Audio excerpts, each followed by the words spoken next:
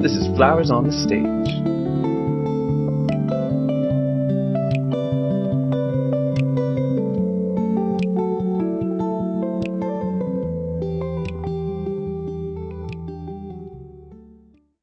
I used to think there was like a lot more free will than there is, and now I'm definitely think that things are a lot more like predestined and out of our control.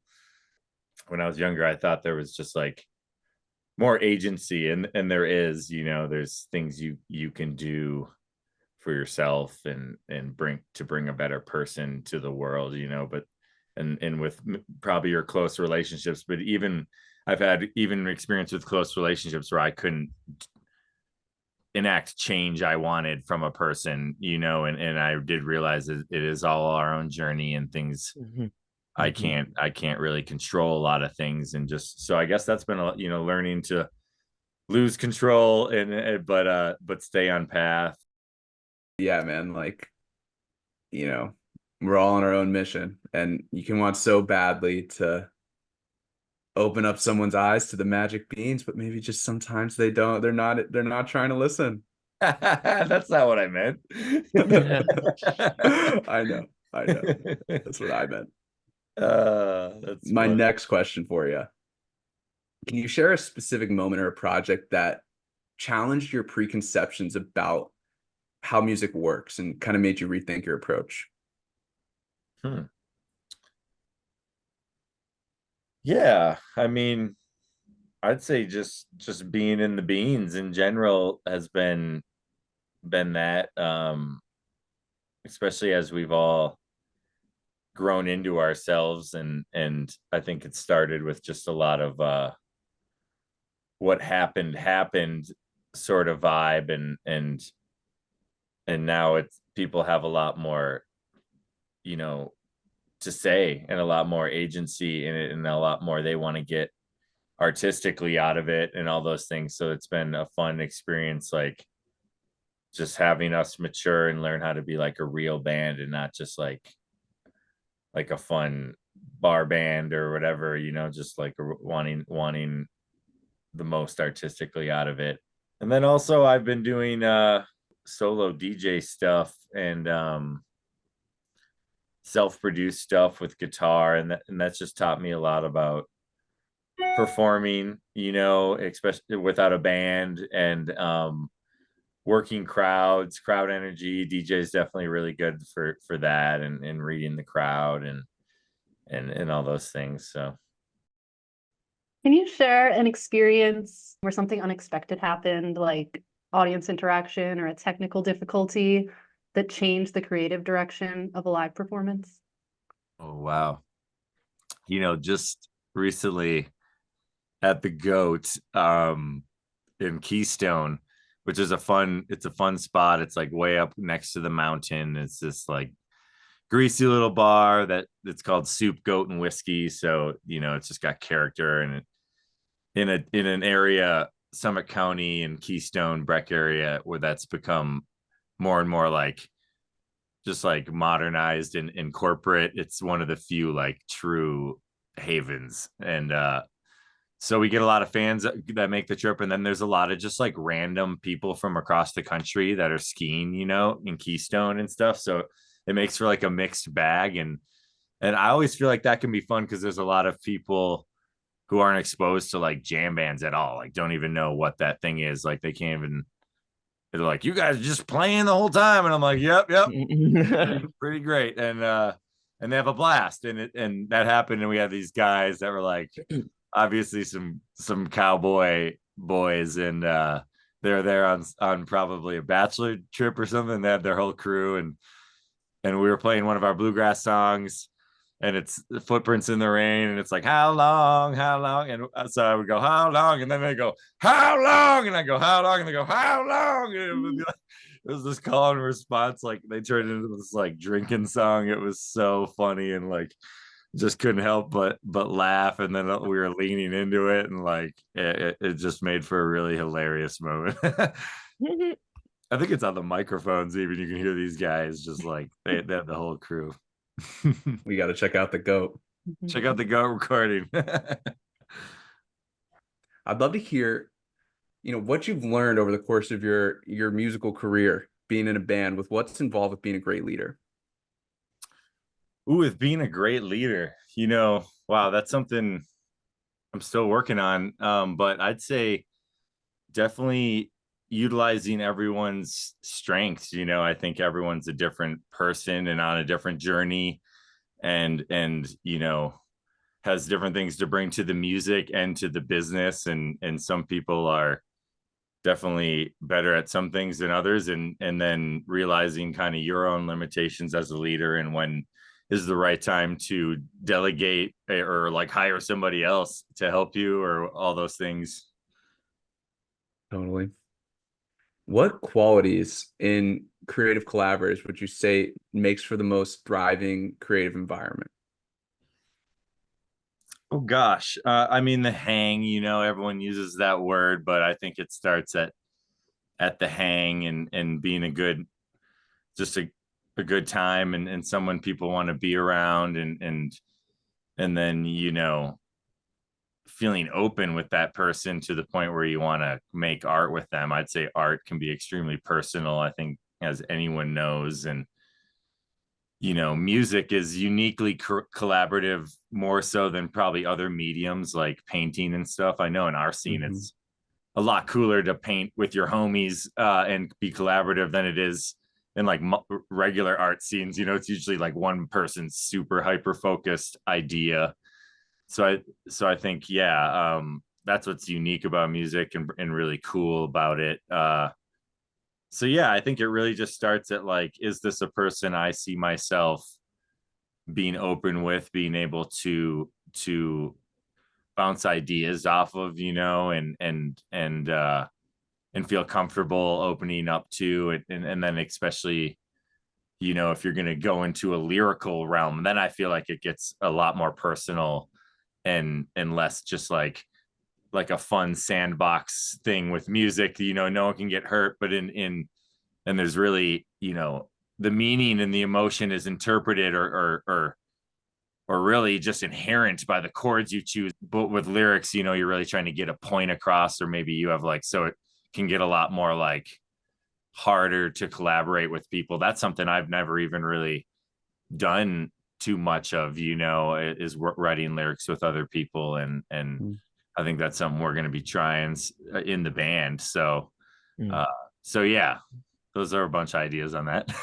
I love it. I love it. Okay, so we're talking collaborative environments. What about when you're alone? Do you have any rituals that you have to stay inspired, or like make sure you're at peak creativity? I think inspiration is really just at your fingertips if you truly want it to be, or maybe that's just how I am. But like, I just try to put myself in a situation to create. Like, this is my little studio over here, and I try to keep things set up and like patched up, ready to create when we're off the road. So there's, less obstacles between me and just like turning stuff on and getting to jamming and stuff like that. And then and I'm a big proponent of kind of just like workflow, where you just kind of like write. I like to just create as much as possible and kind of be like no filter on it, and then pick the stuff that kind of I feel like is the best, as opposed to trying to maybe hyper focus on a few ideas. I try to stay like, what's the word? There's a word for it, but I just like try to create as much as possible. When you say like inspirations at your fingertips, or however, you put that pretty eloquently, like, what does that mean to you? What do you mean by that? Well, I think there's like a lot of people, artists, and everyone's different, but there's people that just have huge lay periods of art, and I'll hear an artist be like, yeah, we couldn't make an album for like 4 years. I wasn't feeling it. And I'm like, what? Like, you can write 8 songs in 4 years. Like, I just really feel like you just kind of gotta, if you're an artist, like, as much as a mechanic can go to work and like do what they do best, if you chose this and this is your thing, then you should be able to do it. And I also think that just comes with a little bit of trust in trusting your gut and being cool with like what comes out. And you know, obviously everyone is super critical of themselves, so that's always going to be a journey you go on to like overcome that. But I think, you know, that's like that's an exercise I try to do, and that comes with just creating as much as you can, and trying to get over the hump of getting hyper focused on one project and realizing that music is just like something you can create all the time, you know. And like we do it on stage, like we'll jam for a half an hour, and then we'll get in the studio and be like, what should we do? And I'm like, well, we can really do anything we want. We prove it on stage all the time. So that was kind of like our exercise with the last record, Unzipped, is like just getting in the studio with very little ideas, and putting it on the band to pull out of your vocabulary right there on the spot, and realize that this is good enough, and this is great, and stuff like that. So Yeah, I read something somewhere that like obsessing over a work maybe like more than it's needed is you're robbing your next work kind of thing. I love that. And but there's, you know, and then there's like Dr. Dre, who's like obsesses for a decade, you know, and then all his stuff's perfect. So who knows what I'm fucking talking about, you know, at the same point. So Yeah, the opposite could also be true. yeah, exactly. Yeah, I just like have found that works for me, and I learned that reading about Ween and stuff. They would go in and, you know, rent a house or get together and just like write a bunch of songs, bunch of songs, and then they choose 10 of them for the record, you know. And there may have been like, sometimes I hear like 30, 40 from a session or whatever, and I want to hear those songs, but like I was always like, yeah, that's a cool idea, you know. And then we've had things shake out where songs get shelved, or you know, we never release it, and then or we never even play it, and then I'm like, oh, we can use part of that song on this song, and then it ends up manifesting itself in another way. So it's always nice to just have like a shit ton of stuff. Mm-hmm. I know there's like a million ways to, but how would you answer the question how you write a song? Yeah, for sure, that's a good one. I guess there's, you know, personally, I just like to like fiddle around on the guitar, and find something that sounds good. I'm just messing around, and switching up chords and trying ideas, and it usually starts with something like really simple, and then I extrapolate on that. So, and that's musically. So just like a little riff or something, and like, or even just like a chord that I learned that has like a cool open string in it, and is like, you know, a nice like sus chord or something really nice chord, and I'm like, wow, I could write a whole song around it, and then I do.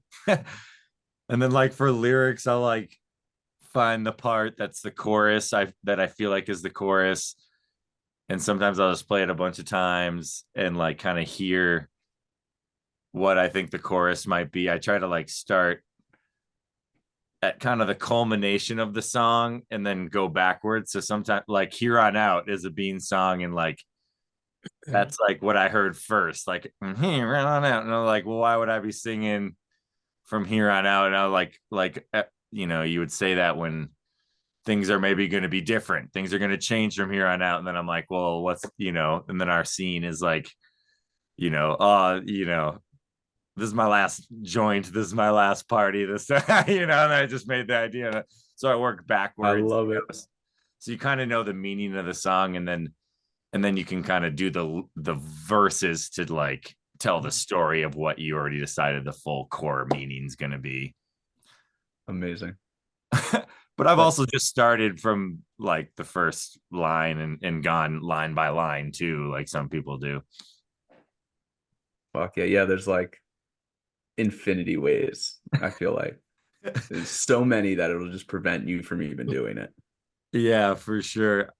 Definitely lots of like voice memos of not even fleshed out you know, things with words where I'm singing the melody. You know, everyone's done that, I'm sure, and that's always funny to listen back to, and especially when the song like becomes a real song, and then you like listen back to like the voice memo demo of like you at the grocery store, like, and you're like, wow, that is, I can't believe it turned into a real song. Wow. What a precious moment. This sounds terrible. I'm gonna delete it so no one ever Destroy the evidence. yeah. This is Flowers on the Stage, a podcast about being creative and finding success. To support it, please check out our sponsors, New Belgium Brewing, Thrax CBD, and Ticket Relief, the ticketing company that plants trees with a portion of each ticket sold. And now, back to the episode.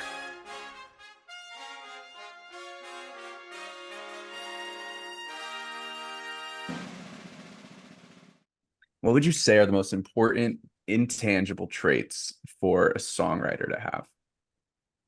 If you're observational, I think that's a perk. Patient, and I don't know. Everyone's so different. I think you know, a sense of humor might not hurt. I certainly like some of my favorite artists have a sense of humor and don't take the music so seriously, but then somehow can achieve a even greater depth of emotion. I got one more of my hard-hitting questions for you here before Nick's got some. Yeah. So, you know, obviously, like we're talking about songwriting, it can be filled with, you know, self-doubt and uncertainty. You know, you feel that obviously internally with your own, you know, sitting there by yourself trying to write a song, but then as a band, you know, there can be times where things are pretty uncertain. And like, you know, I wanted to ask you how, not only with yourself when you feel that self-doubt, how you kind of navigate through that, but also collectively with the Magic Beans, how you kind of inspire confidence when it's most needed.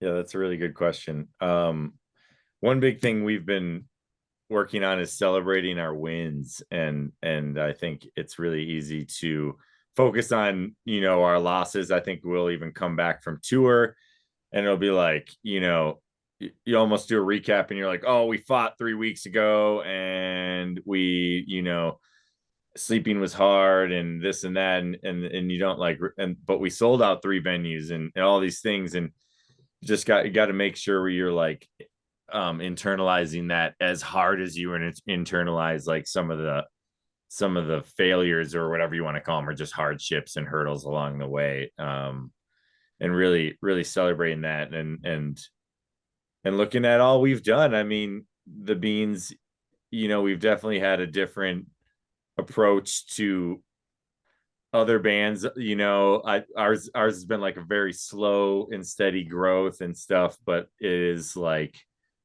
but we really have such a solid fan base there. It's not like any bandwagon people, you know, and that's been the magic. These are like people that have become family to me, you know, people who choose to play our music at their life events and just choose to share their life events with our concerts, and it's like that means something. I mean, you release a song, and like we did a couple acoustic songs over the summer, and not as big of a response from our fan base as other ones as far as like online streams, but had like a couple of great responses of people using or listening to those songs in like different moments of their life than usually the Beans a comment. Usually people are like, I play your shit at the after party and it bangs or whatever. But this guy was like, oh, I played it at my friend's funeral, honestly. And I was like, or we played this other one at my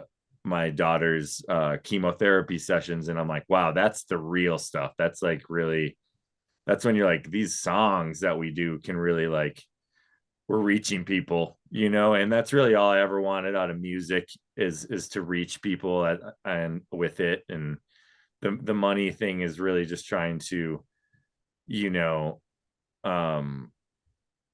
keep it going. So when we're writing, I mean, I think that's one way to think about it, is just like, you know, it is all fun and we're just writing music, but there's so much we can do with it. So if we choose to use that power in the right way, then we can really just like reach our fans in a whole new way and help move minds and hearts and all that stuff. It's pretty cool, you know. But you gotta focus on the wins to be able to do that. Absolutely.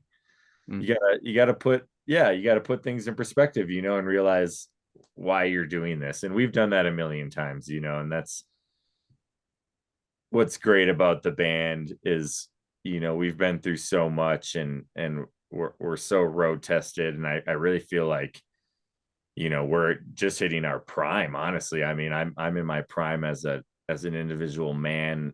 I feel like physically and mentally and emotionally, I'm fine. You know, I'm going to the gym, I'm eating right, I got a therapist, you know, I'm like, I feel like I'm bringing like I'm my best product right now. And I think the other guys feel the same. So it's like we're in this phase of like just kind of trying to turn up the heat and be like, well, let's put out our best stuff. We're in no way winding down over here, you know, and hoping to be prolific this year and try to get out as much new music as possible. And that's the goal. Yes. Amen. Fuck yeah. Stoked to be there along the way. Yeah, man. All right. So Nick here, video producer extraordinaire. And yeah, he's got some questions for you about your creative process and the band and all that good stuff. What's going on, Scott? Long time Magic Beans listener, first time interviewer. So cool. Anyways, I wanted to loop back a little bit and maybe dive a little bit more into what your songwriting process looks like. And I honestly like to ask this question to creatives because I'm genuinely curious about the creative process. But for you, what does the songwriting process look like? And is it something based more on feel, or is it more mathematical, like something you could potentially measure? Or is it a combination of both? Yeah, that's a good question. Definitely a feel guy. That's my style. And then I try to bring math into it.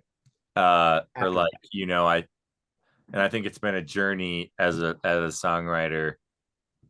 Early on, my inspirations were like a lot of just jam band stuff, especially with the early stages of writing for the Magic Beans. So there's always this open canvas of like songs can be super long and they don't need like verse, chorus.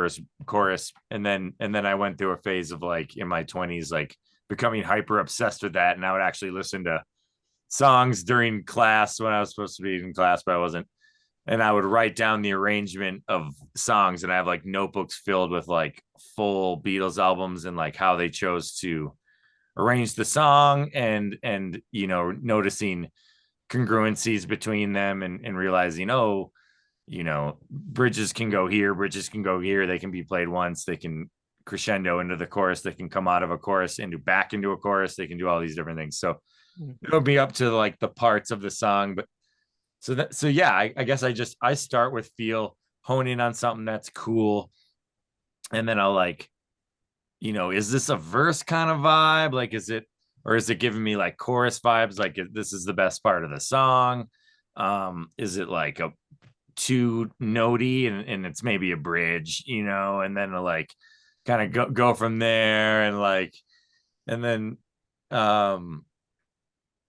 yeah, and then use the, you know, then bring music theory into it too. Then at that point, and use like my bag of tricks or whatever to, oh, what harmonizes well with this, and what key center are now we using? Do I want to utilize modes or, you know, non-diatonic notes, borrowed chords, all those things? A borrowed chord is like a chord that's not in the scale of the scale that you're playing in, and all those little sexy little numbers you can throw in there. So yeah, starts with feel, and then you try to structure it. Do you ever develop themes with your songs and stick to that, or is it kind of more of like a free range situation? What do you mean by theme? So like here on out, for example, like when that idea came to mind, were you inspired by something? You're like, I need to write this song, and I'm going to stick to that? Or was it you were just kind of jamming and you let the jam continue on? That one, like I said, we wrote the music part as a band, and sometimes, you know, when we're writing as a band and we're like, we want lyrics on this, we'll even start thinking of what the verse and the bridge and the chorus are before we have lyrics. And then like for this one, they were like, Hachey, you go home and write lyrics for this guy. It's a ripper. And I think we were like, we want to write like a Stuff song. Do you guys know Stuff? They're like this great band from the 70s that's like not hip to Stuff. Oh, dude, listen to Stuff. I'm writing it down. I'm writing it down. Steve Gadd, the drummer from a lot of Steely Dan records, is in it, and some great players. And it's like the earliest forms of low volume funk, like Wolfpack vibe kind of stuff. Anyway, great bass lines. We were like, we wanted to do that, and then we played it super fast, and that's how we ended up with Here On Out. And yeah, and like for that one, like I said, I think the chorus, we knew that when we wanted it to come, and I heard that from Here On Out, and then I went backwards and was kind of like, you know, trying to change from Here On Out, probably trying to dial back the party. And I think like I wanted it to be like a really fun song. I knew that like the chords I wasn't trying to say a lot, like teach a lesson or impose any like heartfelt stuff. And I knew it was kind of just like a really fun song, and it needed a vibe like that, and some humor. And then I think when I started writing the verses, there's definitely some real events but behind a few of those, you know, like things like when I'm writing, I'm like, oh yeah, that kind of like, I don't know, just thinking of moments in my mind. So definitely like pulling from real life experiences as well. Yeah, so pulling from those real life experiences, how often, because I heard you say this earlier, how often do you pull or reach for your voice memo, and you're in the grocery store, or you're driving, or you're running an errand of sorts, and you Is pull this out like a your daily phone? thing? Yeah, like how often are you reaching for that to just, I'd I say need to pretty get this close to out? daily. Yeah, pretty close to daily. Not so much anymore. Now that I got my setup here, a lot of times now I can like usually run and grab an instrument and get it recorded that way. Even if it's just a riff.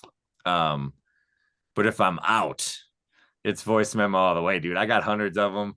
We're in the process of like recording a new record, and we need more stuff. And we just had a call encouraging everyone to like go through the memos, go through like your old projects, stuff that like, you know, never came together, and let's bring them together, and maybe we can Frankenstein some cool songs together, and it'll be super collaborative, collagey vibes. And so I've been just listening to a bunch of them, and just so much like from earlier, like boop boop boop. I'm just like, what the hell was that? Some of them just like garbage, and then some others I'm like, this is a winner. Oh, how old is this? 2 years? I've been sitting here for 2 years. Oh, we got to get this one going. So pretty exciting. Well, I'm sure a lot of people listening to this will be excited to hear that there's a new Magic Beans album in the works. But I'm kind of interested. I just listened to your guys's unzipped lo-fi instrumental album not too long ago, and I'm curious what the inspiration was behind that, and if there is some sense of freedom to create music without lyrics. Oh wow, yeah, fully, man. I'd say the inspiration was kind of from us listening to a lot of music without lyrics when we're on the road.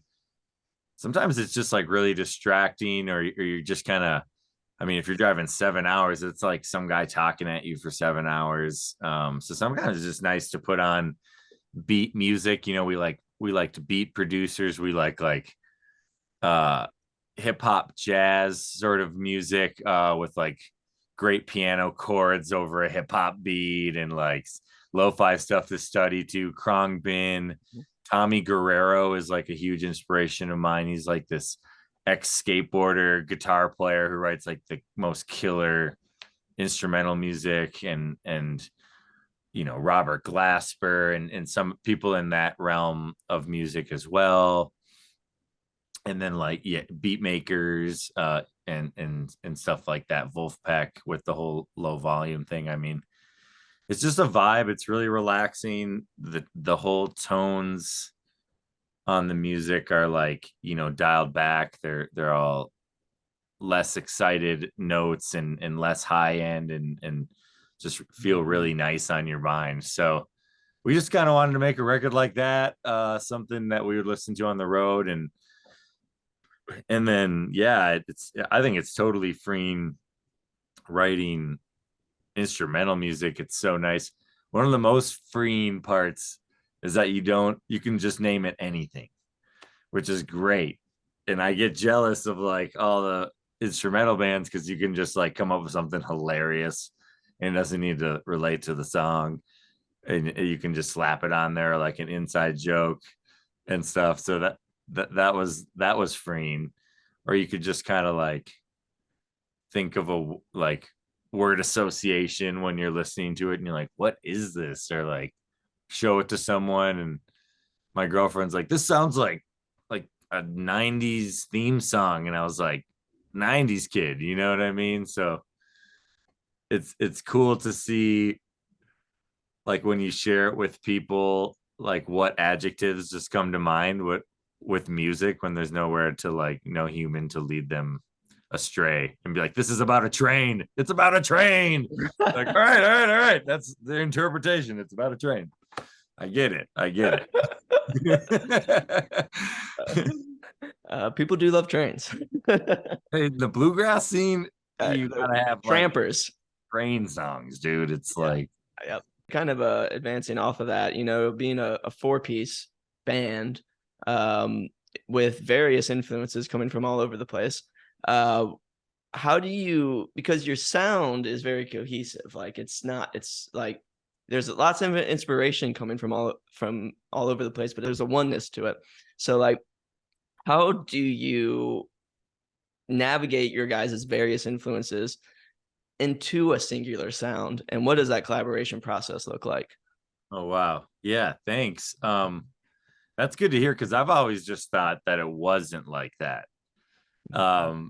Sometimes we get worried about how different our stuff is. I definitely think like when you put on a Goose record, it has like a similar vibe the whole way through, like a good, I'm not saying that in a bad way, it's a good thing, whereas ours can be like, you're like, wow, I really enjoyed that, and the next song is like completely different. You're like, what the fuck is up with this band? But it's good to hear that people do find the common thread, and I think the common thread is us, and our playing, and I don't think we I think we just try to find balance amongst it, and make sure we're not overdoing it on the record with too much of one person's voice, and making sure that each record has like a little touch of the emotional stuff, but a little taste of the disco and some fun party songs. So it's mainly just that, and leaving the door open, because I think that's just like when we make our best stuff, is if try not to overthink it. And if you overthink it or say no too much, you can really turn off some creative things for people, and I think we're trying to turn those on. So yeah. I will say, like, each song is it almost, or even album is kind of almost has like its individualistic theme in a way, but like there's some underlining aspect of it that I could hear it, walking into a crowded bar and be like, oh, this is like the Beans, in a way. Like even like there's all these different influences, but like there is that underlining tone that I feel like I can recognize that is uniquely you guys. So moving on a little bit though, in the mix of life and all the chaos that is happening in the world, like how do you stay focused on growing as a creative and not taking take steps backward? Yeah, that's a really good question, dude. Well, I stay learning, that's for sure. I always stay shedding and stay learning. I think that's something I didn't bring up, I thought of earlier in the songwriting talks that I didn't bring up. But sometimes when I learn a new music theory idea, or like I said, a chord, or I'll try to bring that into the fold and let it guide me into a song idea.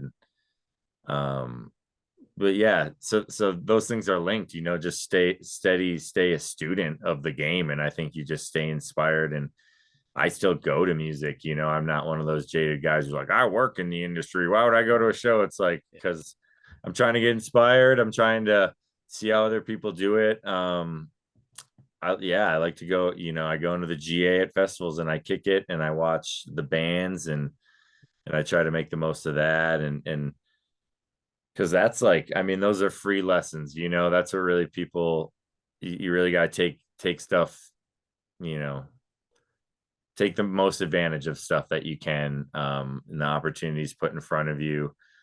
I definitely didn't do that in like college, you know. I like, and then when I left college, like so many people had jobs, and they utilized, like, there are all these tools at the college, like the career guy and all that, and I didn't utilize any. And it's like, I'll never make that mistake again, is like, you know, not utilize, if your favorite guitar player's in the tent next to you, like, you got to talk to him, you gotta learn something from him, you got to grab the opportunity when you can. And so that's a big part of it. And yeah, listening a lot. And you know, I don't think there's any shame in not copying, but internalizing what's popular too. And like, you know, I certainly don't, you know, take notes. I make sure I stay relevant. I'm not listening to 97 Fish the rest of my fucking life. Like, I listen to my counterparts. I like to hear what Eggy's putting out. I like to hear what Goose and all the other new jam bands are putting out. And you know, not that I'm trying to like compete or emulate that, but I'm mainly curious and I want to know where we fit. And so I do that, you know. And so that watching tape, I guess they would say, watching tape. Yeah, right. I watch our tape. That's honestly the most important tape. I don't know if you can do that. You literally watch your own tape all the time. Yeah. But I don't get to. And like, you know, we just got this video rig that now almost all the shows we have some sort of video coverage of, and internalizing what I look like on stage, and in a hopefully narcissistic way, but in a way that I want to be like a better performer for people and stuff. And yeah, I'm trying to like break the mold a little bit on jam bands. I feel like that's something maybe I could bring in as far as like performing, not really like reinventing jam band music, but like, I feel like there's like jam bands that just like sit there and they like play and they stand there the whole freaking time. And like, there's no other bands like that. Like every other band I see, they're like moving around and they're like grabbing stuff and they're like, and I'm kind of been like, yeah, I kind of want to do that. Like, I want to wander around. Like, I want some wireless shit and I want to like be over there and I want to be like standing on a monitor. And I'm like, how come no one does this shit? We're literally rocking and rolling up there. It's like, this is tight. So I've been getting into that kind of stuff and just trying to have fun. Fuck yeah. Scott, what comes to mind as the specific things you admire most about your favorite artists? I guess I just admire that, you know, when they do it their way, and if you can tell that they're just being true to their artistic path. I think that's some of the most cool stuff, like Radiohead and people that are like unique and they know it, and they lean into it. And it's so easy to be deterred from that in a way that you want to succeed. You know what I mean? Like, not all, you know, Ween has songs that are about like farts and poops and pork roll sandwiches and all this crap, and they fill up, and they had a record deal. I mean, they're filling up, they're in like Elektra Records, like in a real studio. It's just like, so being true to yourself is really cool. And I think like having longevity, I've always admired that. I'm like, wow, some bands that are still together, I'm like, that's a story not told. There's so much work that happens to keep bands together, and when bands don't do it, sometimes it's not working, and I get that, but I really think there's a lack of effort sometimes. And I'm like, you know, especially if you have, you know, like a Rage Against the Machine or whatever. I think like they announced like, you know, we're not going to do some of these things that got canceled because of COVID or whatever, because we're just not feeling each other anymore. And I was kind of like, get a therapist and then get on tour. You like took all these people's money. Like, go play. Come on. Like, how bad is it? Like, how bad is it? I need to know the dirt. Is it really that bad? Like, you know what I mean? Like, get back together and play the shows. I know, and then maybe like a not a popular opinion, but sometimes I wonder with these bands. I'm just like, yeah, how bad is it? Let's artists just like to, I don't know, they just blow things out of proportion sometimes. And it's like, you know, my dad didn't like going to work every single day, like at a car dealership. It's like, come on, guys, like let's figure it out. And like, I don't even know what the question is. I mean, now I'm just ranting. Hey, sometimes you got to. What do you think future you would say to you now if given the chance? Probably relax and do more stuff for me, and do more stuff for like my loved ones, like more leisure time. He would probably, that's what I mean by do more stuff for me. He would probably tell me to just like get the bare minimum amount of money and have the most amount of fun, I'm guessing. Well, Scott, this has been awesome. Round of applause for you. You're the fucking man. We absolutely love you and the Magic Beans, and it's been so cool to chat with you and hear your takes on all this stuff. Yeah, man, this has been a pleasure. I'm glad we did this again, and happy to be a part of this new podcast and movement you got going here. And I love the core of what you're getting at, and I love the questions you're asking. You know, you didn't ask us where our band name came from and all that stuff. So love it, man. I'll make sure to check out some of your interviews here, and because now I'm curious to hear what some of the artists, some of the other people have said, having heard what the questions are. So Well, thank you, man. Yeah, I hope you enjoy. And dude, we can't wait to have you back. Everyone out there listening, we got links in the description. Stay up to date on all things Magic Beans. We got SNOWSTALK coming up. That's right, Scott? yep, it's up in Summit County, and it's just the blast. Wish I could teleport there, but might have to take a 2025 rain check. That's Colorado. Yes, Colorado. So yeah, sorry, Summit County, Colorado. It's pretty much Breckenridge area, Frisco, Colorado. 2 nights, beautiful venue. We got Banshee Tree and Yak Attack one night, and then a great local band, Runaway Grooms, the other night, and we'll party in the mountains. Ooh wee.